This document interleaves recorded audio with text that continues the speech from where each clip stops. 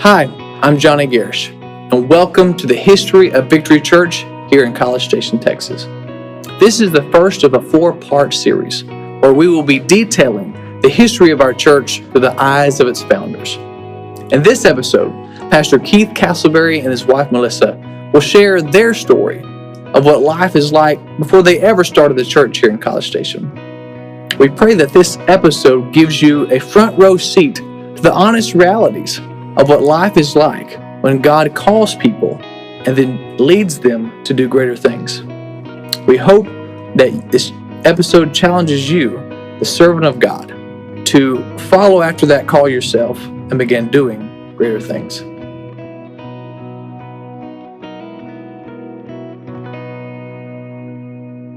Our first question is this. We would love to hear what your childhood was like as a child, moving up to your formative years, and then even your adulthood.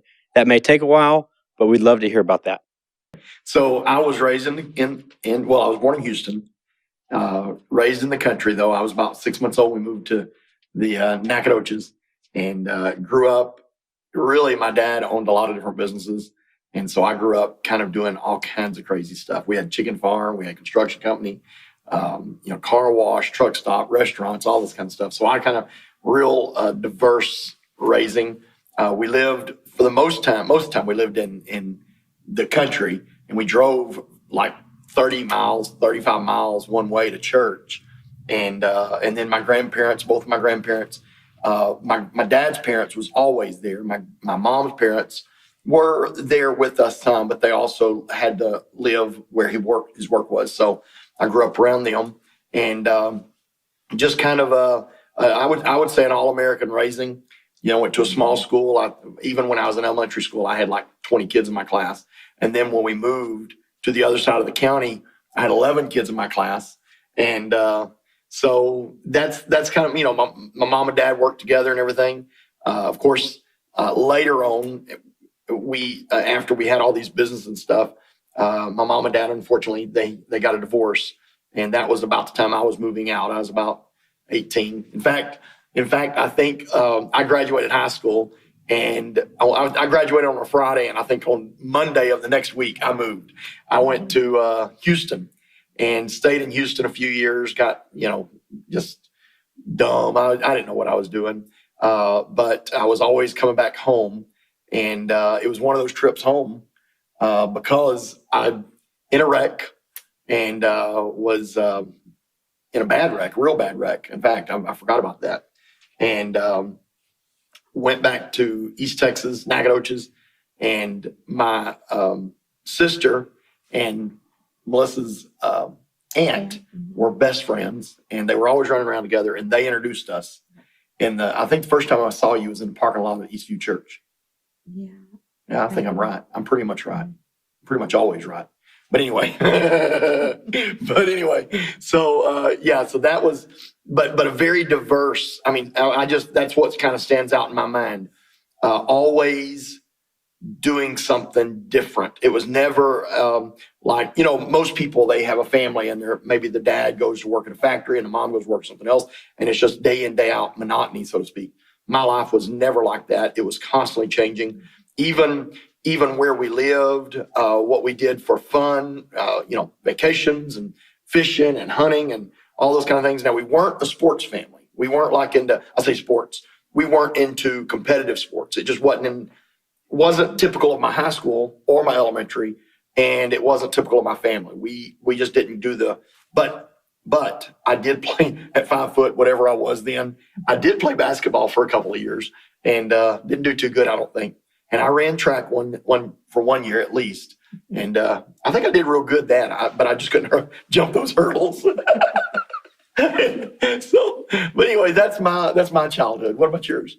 Okay, my childhood. I was born in North Carolina on a Marine Corps base. My mom and dad were not in church.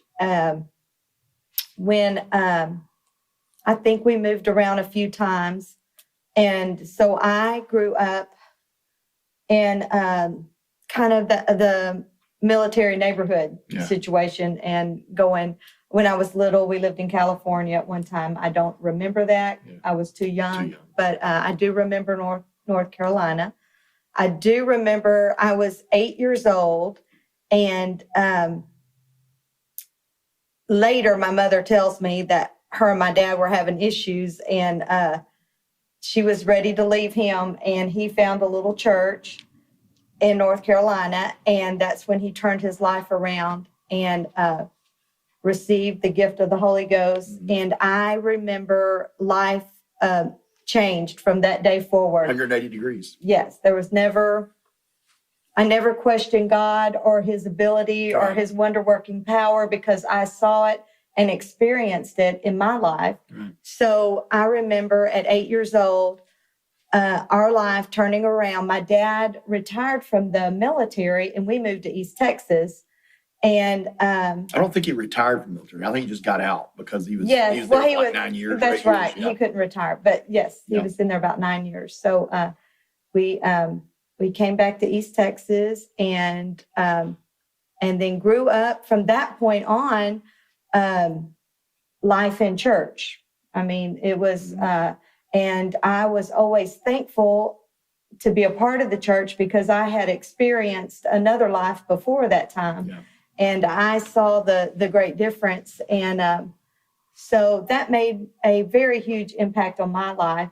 Well, my dad, when I was probably 9 or 10? When you moved back yes, probably about 9 or 10. My dad, we moved back to North Carolina, and he started a little home missions church in Laurinburg, North Carolina.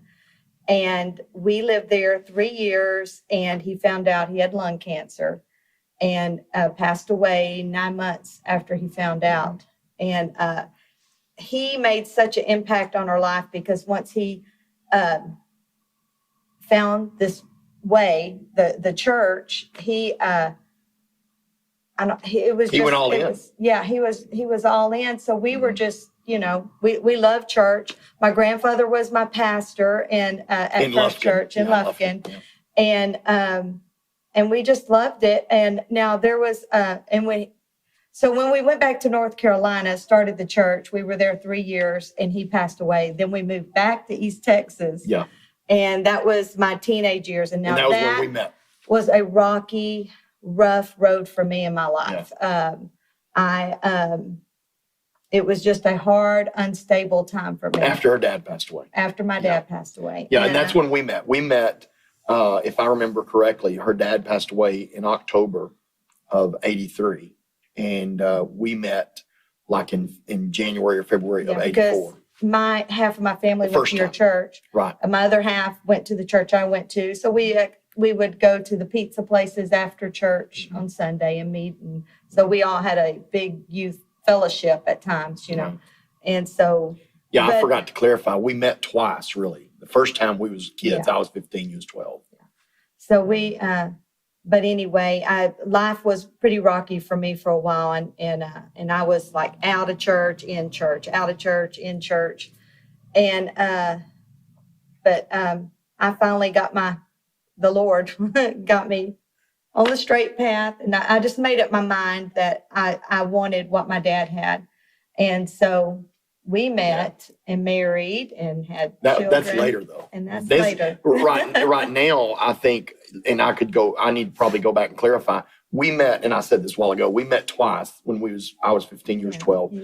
And then later, I really, even at 15 years old, I really wasn't in church because I grew up kind of independent, just kind of doing what I wanted to do. And we went to church, but I went to church, but mainly for the girls or the conversation. Maybe that's typical for a 15-year-old, but I really, really started getting out of church when I was about 16. And then when I went to Houston after I graduated high school, I come back and met her the second time. And that was, I fell in love with this girl. But I never, even though I went to an apostolic church all my life, baptized, I think, when I was like 8 or 9 years old, but I don't remember that. And, but I never really got in church and really started living for God until after we were married. And that was that was a rough time of my life because you're talking about rough times. Her dad passed away, and her mom was a single mother and all that. But on my side, after I graduated high school, my parents separated and went through about a 2 or 3 year long process of divorce. That was a hard time, and I didn't react well to that. And I think that's kind of what you're saying. You didn't react well to that, and didn't make. Obviously, we're here. Didn't make horrible decisions, but we did make bad decisions. Yeah. I think we just got caught up in the storms of life. Yeah, other people's storms, and we just happened to be a victim of it. Really, couldn't help it. So, my next question is this: who or what were your greatest influences through your childhood before you become an adult? Okay. You want to go first this time? Okay, my greatest influence would be, of course, my parents. My dad was a very strong personality. He loved people, and once he turned, he was always he's always loved people. But once he gave his life to Christ, he was just a strong influence in my life on how to truly love the Lord and to be godly. My mother was such a good, gracious lady that she loved the Lord, and she followed him. She didn't buck or make his life miserable. And so my parents, I had a youth leader. Her name was Sister Shirley Smith at the time, and she's remarried since. But Shirley Hambrick. It's Hambrick now. And she made such a huge impact on my life. My grandmother, we call her Mama Davis, Benny Davis from Lufkin. She has made a great impact on my life. I've had a good family that each one of them have contributed something, I believe, to who I am in my ways. And What about me? You're later, huh? You're talking about childhood still, yeah. Well, we were pretty young when we met, though. But yeah. Now, if we're talking after marriage, I would think Royalwood Church, Pastor Macy. Yeah, we'll get to that. Okay, but if you're not wanting to skip that far, then not yet. But as I was a kid, I also had a teacher that she went to my church, and her name, my mind's went blank. She taught Ethan Castleberry. Yeah. Anyway, it's okay. You can come back to it in a minute, maybe. Well, my influences, of course, was first. Obviously, our parents, I think, are our first influences, primary influences. But my grandparents were big influences in my life, and I think as a young person, had several people that really impacted my life. Everything from school teachers to Sunday school teachers. I really can't pick out one person that stands out any more than probably, as far as influence, maybe not direct influence, but always influential in my life, and that would be my uncle, Galen. He was always a very influential man. But I think, we are made up of, I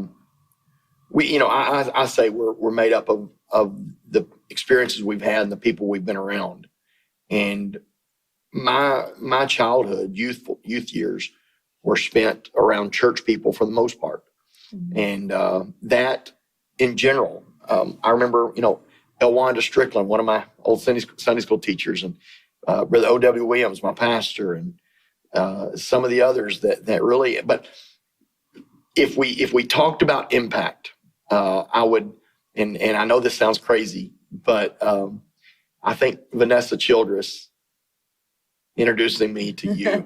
And she's one of those that made a huge impact in my life growing up, because she was always the fun aunt She was always, I was a very, very shy little girl, extremely shy. And she extremely shy. She was just a burst of energy and sunshine, and always, a little more extreme for my personality. Yeah. But we did. So I just love her for that. And you really love her because she introduced you to me, right? Right. Yeah.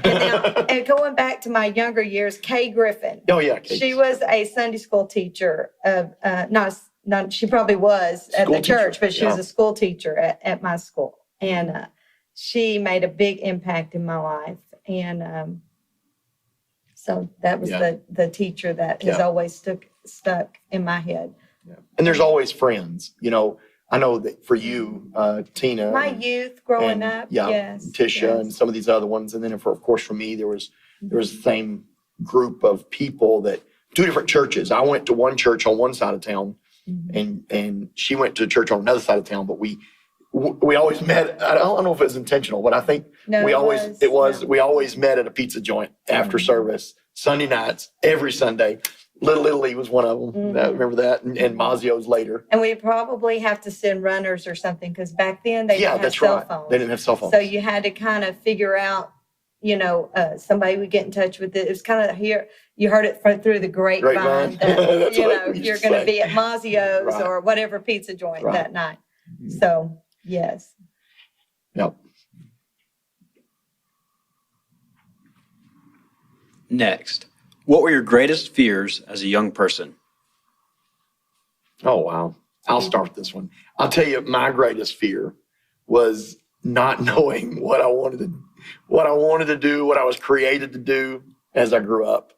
Because I was such a weirdo, I think. I was just so, I don't know. I've always been a little outside of the box. I don't know if that's the right way to say it. I've always kind of stood outside of the box compared to everybody else. Everybody else seemed like they had it all together, and I never did. And I never could figure out what God wanted me to do. And it wasn't a God thing at that point, of course. I was a young person growing up.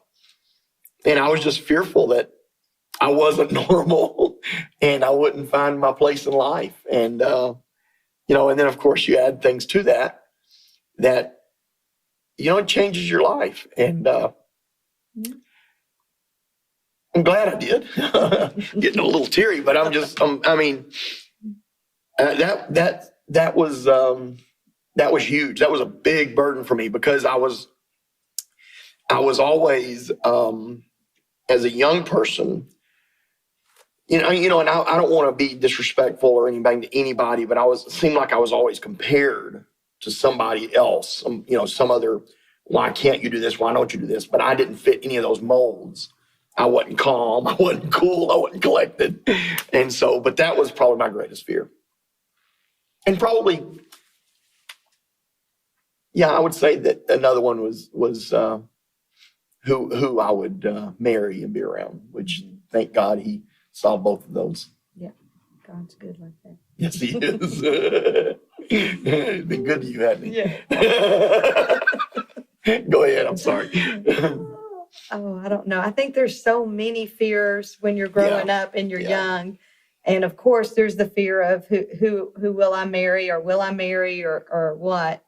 And then there's, like I said, I was very bashful. So I don't know. I just had a fear of probably a lot of everything. Things. You was fearful. Yes, I was just a very shy person.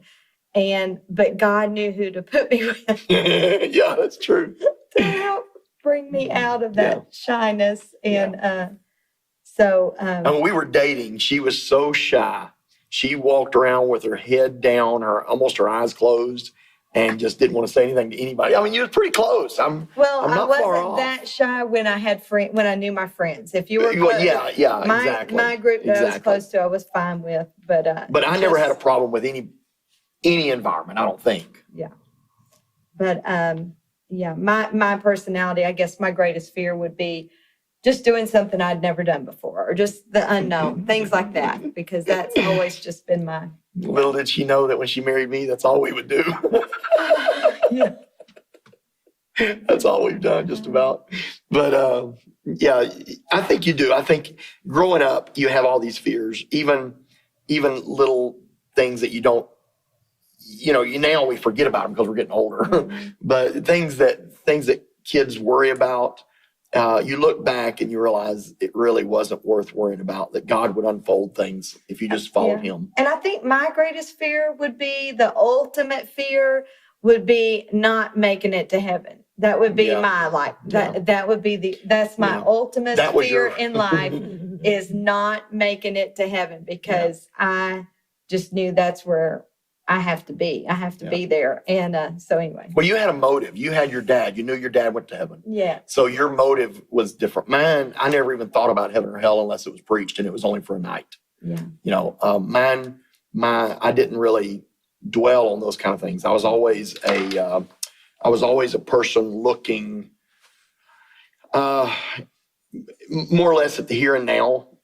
And I'm talking about teenage years. Now it's a whole lot different. But when I was a teenager, I wasn't so worried about eternity. And that's the reason why I got in the pickle I got in. So, yeah. What were your greatest blessings as a young person?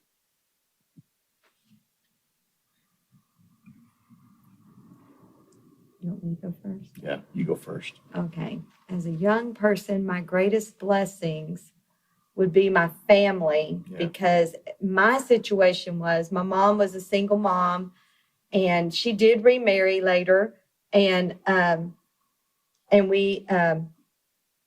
she had another daughter, so it gave us another sister. But my greatest blessings would be when my dad passed away, our family stepped up and helped us. And I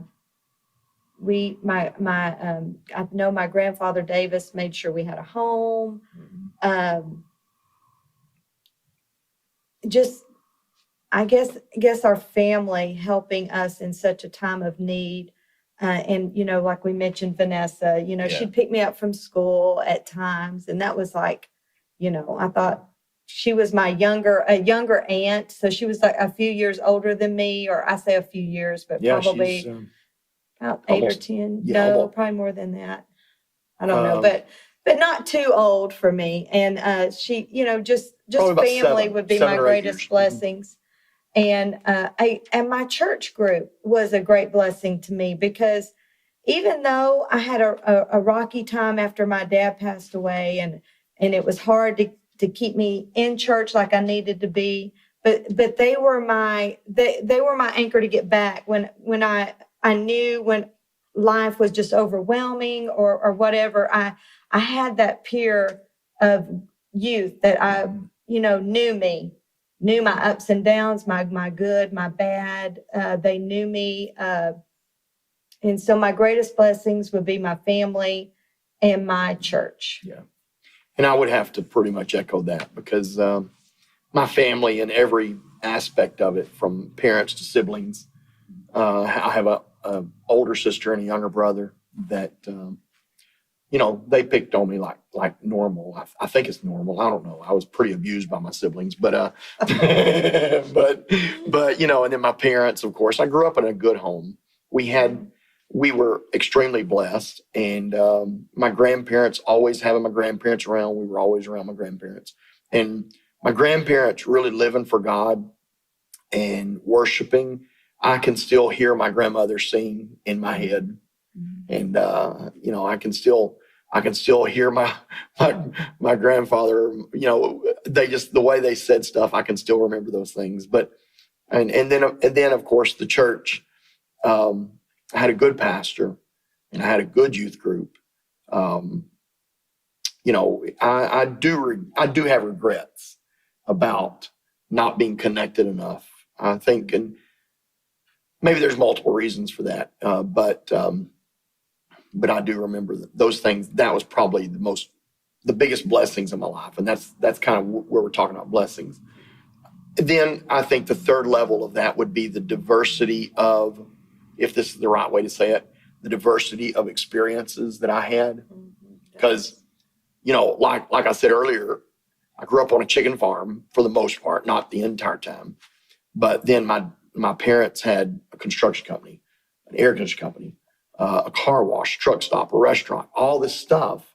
And then we were always doing something else, developing land and stuff.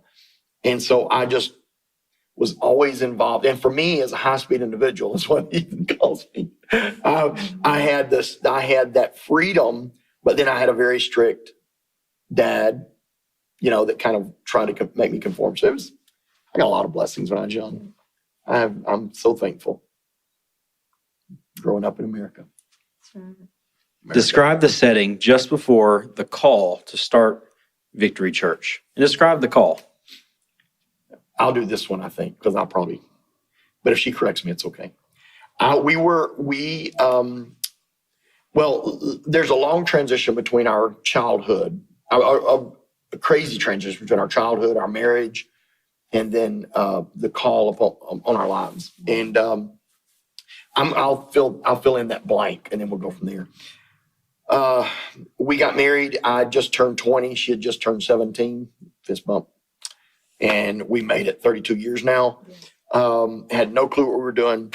I basically picked her. She did not pick me.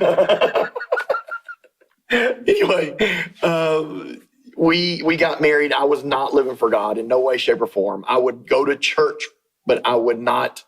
I just did a lot of things wrong. I won't even go into all the details, but I would literally sit on the back row back here and read Louis L'Amour, balance my checkbook, you name it, everything, just to keep out of being impacted by the word.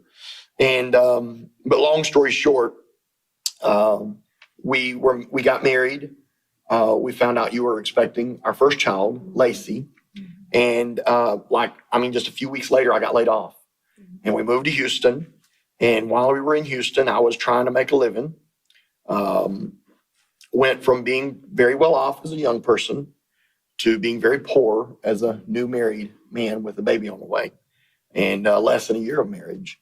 And I made some choices that were not good and got in some trouble and with the law. That's always intimidating to say that every time.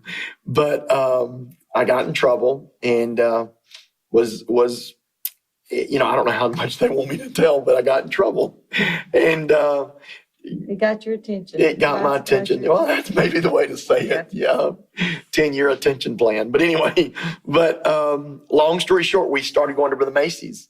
And I realized once I got in trouble and started getting out of trouble, I realized I cannot do this life long term on my own. And that's what I was trying to do it all on my own. So I went very humbly and with no pride whatsoever. I went to church at Royalwood in Houston and was baptized in Jesus' name, filled with the Holy Ghost. And I just made up my mind, I'm going to live for God. And I didn't think, well, I might make mistakes or I'm going to stumble or whatever. We didn't. I didn't think like that. I just didn't. I just knew this is what I had to do. Yeah, plodded along, trudged along. And with all kinds of burdens. I had no money. I had nothing. We didn't own anything. When we lost everything. And everything we had was borrowed or picked up out of the dumpster sometimes. It was just crazy. People give to us. And we had an old, raggedy old cars that barely ran. And, but we made up our mind. We were to live for God. To church and live for God. Yeah. And we did. And I think this is very critical. Not only did we say we're going to live for God and we're going to go to church, but we're going to get involved in the church. We're going to get engaged in the process of the church. Whatever the pastor tells us to do. Whatever he tells us to do, we're going to do it.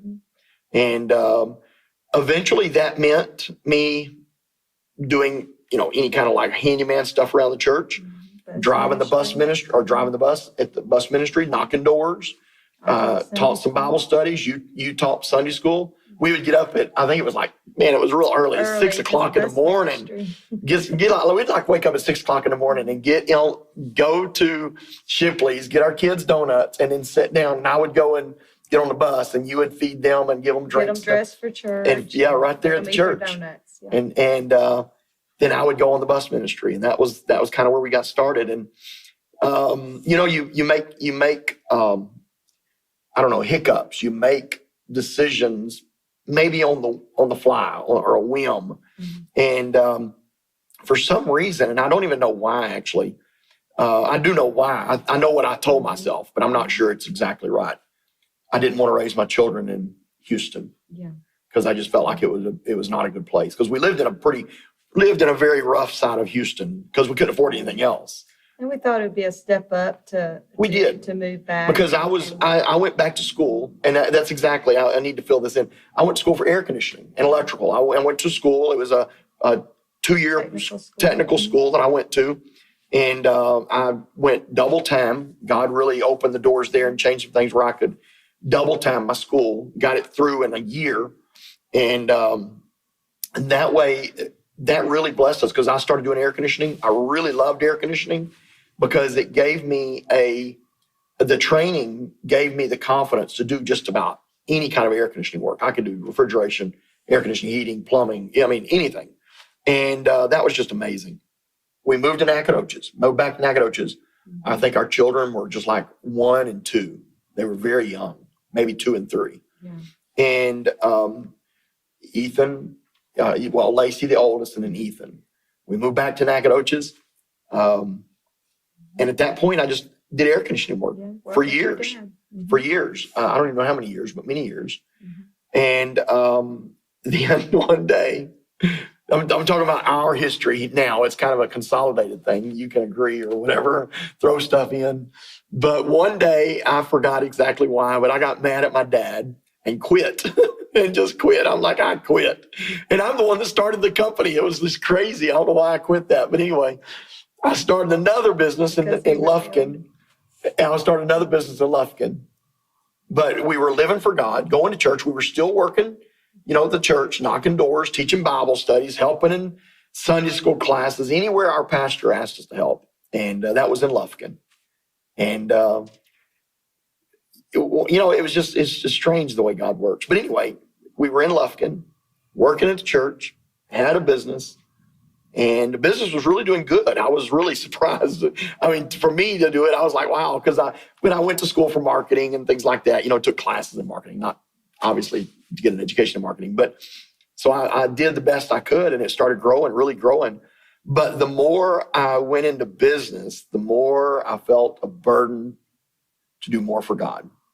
And so I thought at first, well, I'm just going to use my skill, my talent that God had given me through air conditioning, electrical, and I'm just going to use that to help other churches. And of course, my awesome wife here, she's holding the fort down the whole time, wondering what I was going to do, not making enough money, but we got by. And through the grace of God, I can't even tell you how many stories, so many stories about how we got by. But anyway, the more I got into air conditioning, my own business, I was doing my own thing, working hard, but the more I did it, the more of a burden I felt for the kingdom of God. And it was just kind of the way it was, I would say. Is that right? Right. And you just kind of get miserable and uncomfortable. I was miserable, and not spiritually in your miserable. Surroundings, but just with yourself. Right.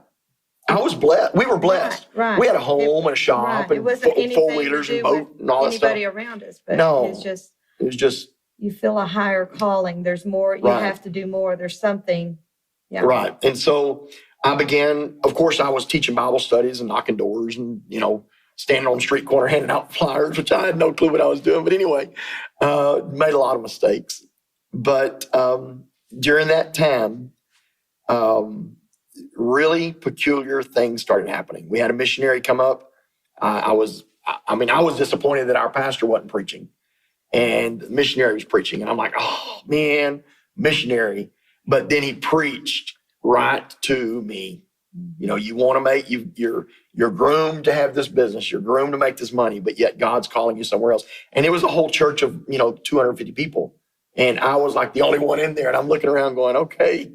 And then a few weeks later, my grandmother come up to me and she said, Keith Wayne, that's my middle name, Wayne. She said, when are you going to start doing what God called you to do? Like, Grandma, what are you talking about? And she was crying. I remember her pointing her little finger. She said, you know what I'm talking about. When are you going to do what God called you to do? And then finally, I think this is kind of the straw that broke the camel's back. Mm-hmm. I was been praying. I would take my lunches off and I would just pray. I was fasting. I was doing everything, seeking God. God challenged me to fast and you name it.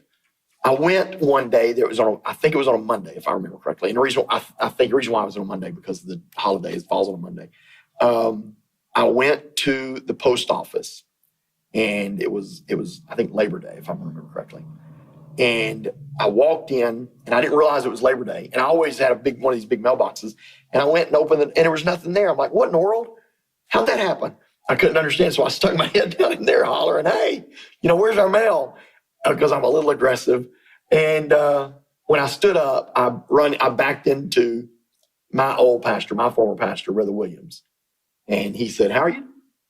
And he said, how are you doing? I said, I'm fine. He said, no, how are you really doing?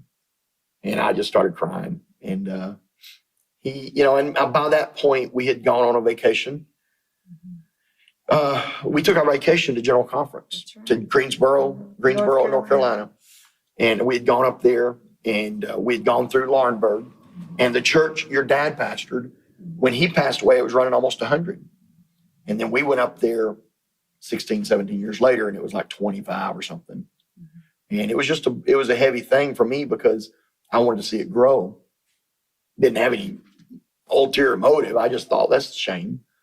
And so we had met a pastor there, and he invited us and said, hey, if y'all ever want to come back. That's all he did was say, hey, if y'all ever want to come back, I think something like that, come back.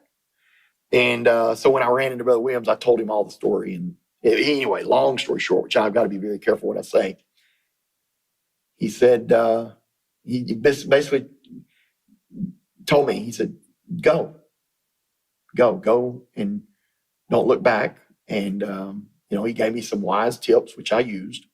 And that was the combination of those things. And there's a lot of little things. I had one of the ministers in the church, which I was not considered a minister. One of the ministers in the church was teaching a Bible study at the nursing home. And I don't know what happened, but he got sick or something like that. And he called somebody and says, hey, I'm not going to make it. You're going to have to find somebody because I can't make it. And they called me and said, Brother Castleberry, this is what their words were. Brother Castleberry. I said, yes. Said, this is your call to preach. And I'm like, what are you talking about? And it was to go and preach at the nursing home. Oh my word, I had no clue. And at that nursing home, it was so funny. I think that, maybe not that day, but somewhere in there, that woman, of course, she didn't know what she was saying. She goes, I know you. And I said, how do you know me? And she goes, I know you by a hole in your pants. And I'm like, oh my goodness. Anyway, a lot of small little things in there. I think my wife, I don't think that she was confident because she knew me. I've always been a wild, I don't know what you call it, wild child? Wild. No, you're just not like wild. Ungroomed. I don't know. I think Ethan described you best when he said high speed. High speed individual. Yeah. Yeah, maybe. But anyway, I don't think you were real confident in what I felt. Pretty close. I'm not trying to implicate you, but I'm just saying, I think. I just, it was new to you, new to me, new to you. You're fast and I'm slow. So it's like really hard for us to. It's yoking up was hard for us. Right. But in my mindset was God had done so much for me. I'm willing to, wherever you want us to go, Lord, I'm willing to go. I do remember that. I'm willing to do whatever God asked or calls. Yeah. And so that's, and you was did. my mindset. You did. Yeah. I do remember one time, and I guess I will always remember this time. We were at the Lufkin campgrounds. Yeah. And I don't know who was preaching. And, but I was, praying, and I just asked the Lord, are you sure this is whenever you were called to come here to College Station? And I'm like, God, are you sure this is what you want us to do? Because I don't want to ever step out and then fall flat, because. Yeah, you're a cautious person, right. Very cautious. So I was just really cautious. Praying. And that's when God spoke to my heart so clearly and said, never underestimate me. Yeah. And so those words kept me through a lot of situations when because I'm always weighing out, is this what we, I want to be right. I want to be right. So I'm, and I've always been a little fearless. And I'm not saying fearless in a bold way, but I'm not saying being cocky. I'm just saying. So I kind of helped slow you down a little bit. Yeah, like kind of helped pull me along. Bit in my mouth, kind of. Yeah, but that was when we were deciding to come to College Station. But the call of God, it was a long process. Yeah. I don't know that we were 100% confident. It was just we're following this path. It's that walk of faith. This unfolding of our path, and we just kept walking down that path. And you just pray, God, I hope you know my heart. I know He knows my heart. Right. And I think that's definitely things fall into place. Yeah, because we're not. Right heart. We didn't do everything right. Everything wasn't right. Even in our home, we weren't just a perfect, walking on clouds or whatever. It was always some weird something going on anyway, because it's just the way it was. But anyway, that was the way I think that's the way the call of God happened in our lives. Yeah. What do you think God saw in you, both as husband and wife, that led to the call to start the church? To start the church? You want to go? Let me go first on this one. This is my favorite one. I'm just playing. I don't need. You go first. Go ahead, because I know what I'm fixing to say. Okay. I think in order for God when He called my husband, He had to have me in a state of, okay, God, if this is you, I will go. I will. Right. Because it's hard for a mother to move her children, too many places, too many, and we went to some places, it was hard on our children and everything. And I appreciate them for, bearing through it and making it. But I think when Christ and your church is number one, it doesn't matter really where you live or where you go, because you have that. He's going to make everything okay. Right. And you always have that body of believers or whatever that you're, spiritual support. The family of God is global. Yes.